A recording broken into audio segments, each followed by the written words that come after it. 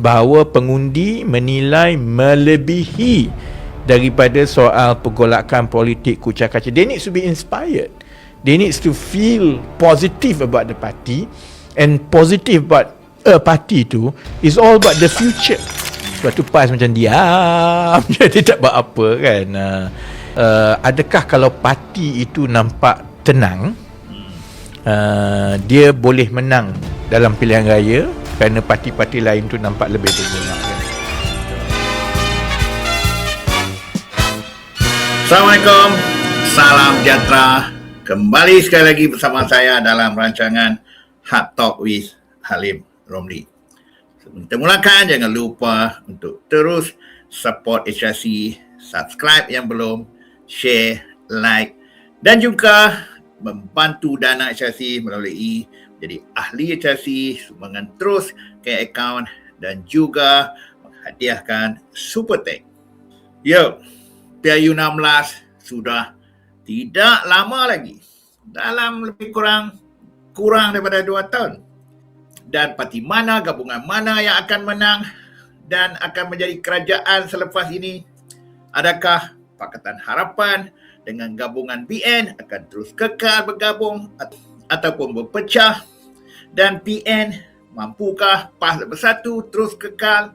Banyak ketidaktentuan yang akan berlaku dalam masa tempoh 2 tahun ini. Cuma yang menarik perhatian, apakah isu sebenarnya yang mampu untuk rakyat memilih parti gabungan mana untuk menjadi kerajaan selepas ini? Adakah dengan menghentam, menimbulkan kebencian lawan musuh politik kita, pemimpin-pemimpin parti lawan dengan menyiarkan pelbagai fitnah, atau adakah dengan pergolakan dalam parti itu mampu memberi kesan kepada kekuatan keyakinan pengundi-pengundi kepada gabungan-gabungan mana untuk mereka pangkah? Apa pun saya nak kongsikan pandangan Rafizi Ramli dalam podcast dia semalam mengenai inilah situasi parti-parti dalam menghadapi PIU 16 ini. Adakah isu pergolakan dalam parti seperti berlaku dalam PKR, berlaku dalam Bersatu, ataupun adakah dengan serangan bertalu-talu pihak pembangkang, pihak PN, Bersatu dan PAS terhadap kepimpinan kerajaan mampu memberikan sokongan daripada pengundi? So, ini satu pandangan menarik daripada Rafizi Ramli. Jom kita kongsikan. So, sesiapa yang agak kritikal mengenai bila tolak ke tepi itu, kita dengar apa pandangan dia, ulasan dia. Saya rasa menarik. Sama ada sesebuah parti itu boleh menang membentuk kerajaan dengan bergantung semata-mata kepada kebencian pengundi kepada parti-parti lain tanpa menawarkan sesuatu yang wow. Yang itu saya tak yakin lah sebenarnya kan. Jadi itu kedudukan PAS kan. Sebab tu PAS macam diam jadi tak buat apa kan. Sebab perkara, sebab okay, history is the best teacher. Orang, sebab tu saya selalu baca kadang-kadang komen orang maki hamun semua ni kan. Daripada walajib ke walaun ke sekarang walanon kan, dia maki hamun semua kan, macam-macam dia kata.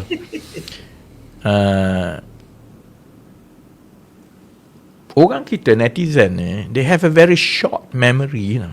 Betul. Dan dia tidak mengambil pandangan yang panjang.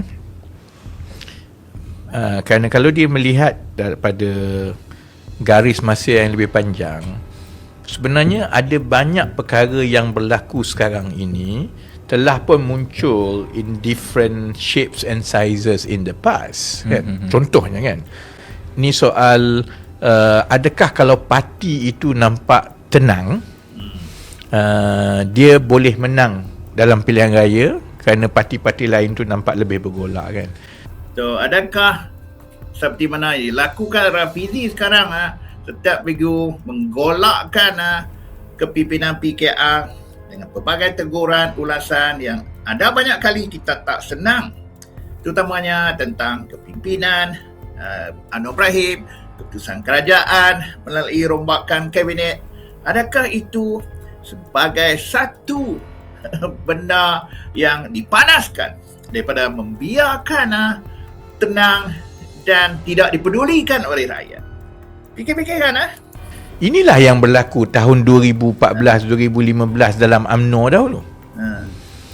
Oleh kerana pergolakan telah berlaku di dalam PKR bermula dengan 2014 di Kerajaan Negeri Selangor kan.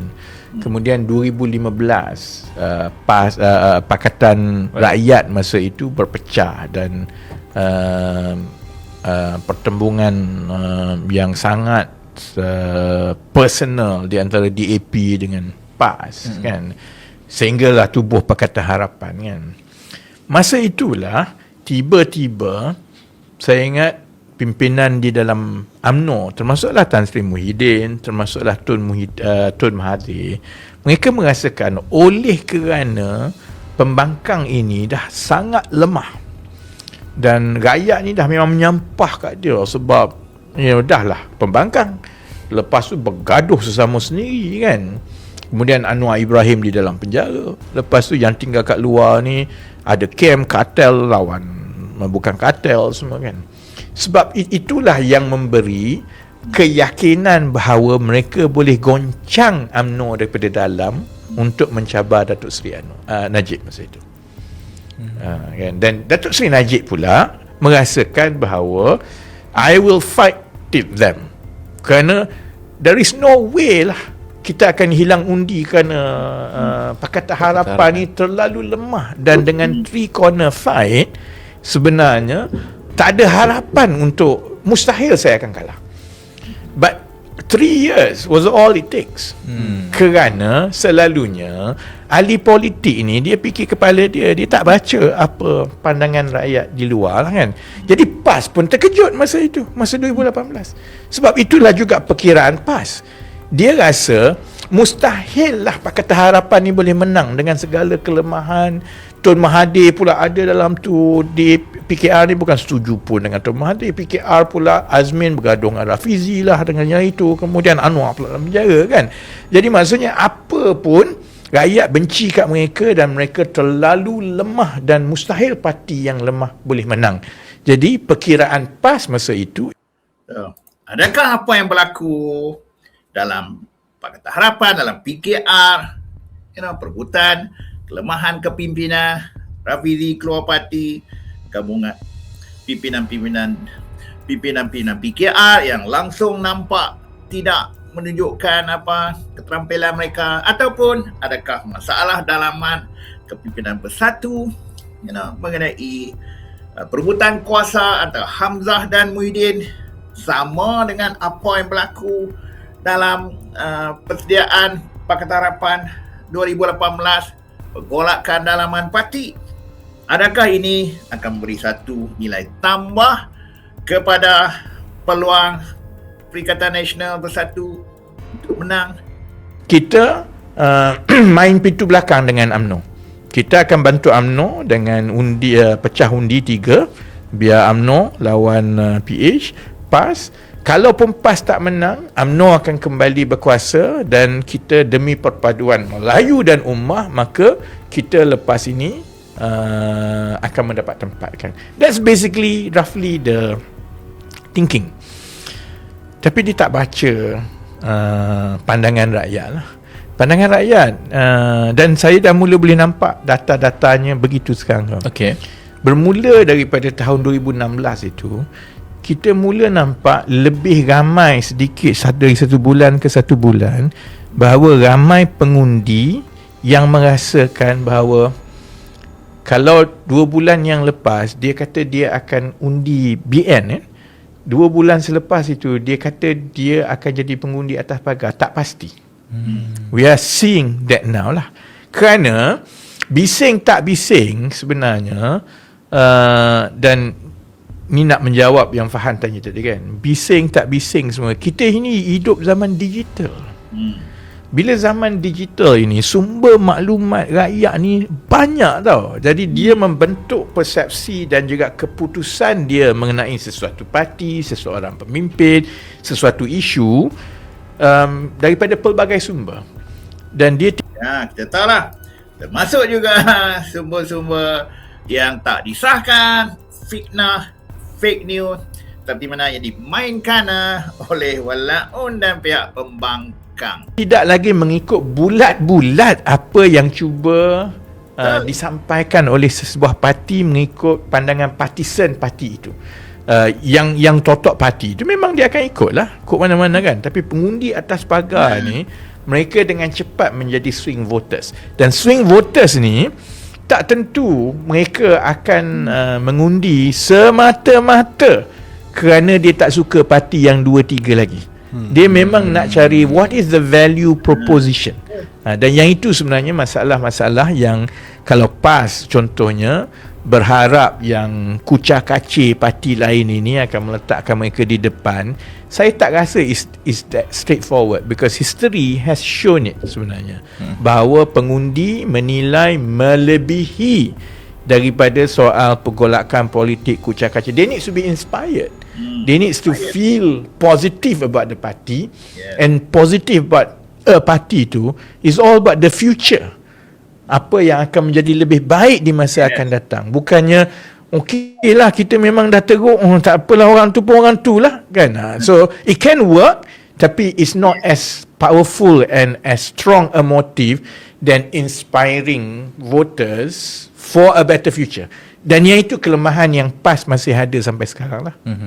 Satu pandangan yang positif betul cakap, jangan sesekali menolak ke tepi Rafizi pada ketika ini. Kadang-kadang pandangan dia, pemikiran dia, ulasan hujah dia, it really make sense. Betul. So kadang-kadang mereka-mereka ini, bila kita fikir secara lebih luas, perspektif kita digabungkan dengan pelbagai isu, kita akan sedikit banyak membuat putusan yang agak berbeza. Sebab itu saya cakap, saya suka kongsi pandangan. Ya, kita tolak ke tepi pandangan-pandangan kita tak setuju, tindakan-tindakan dia, hujah-hujah ulasan dia mengenai beberapa isu mengenai kerajaan dan juga kepimpinan PMX. Tapi dalam hal ni kita patut bersetuju. Okay, alright.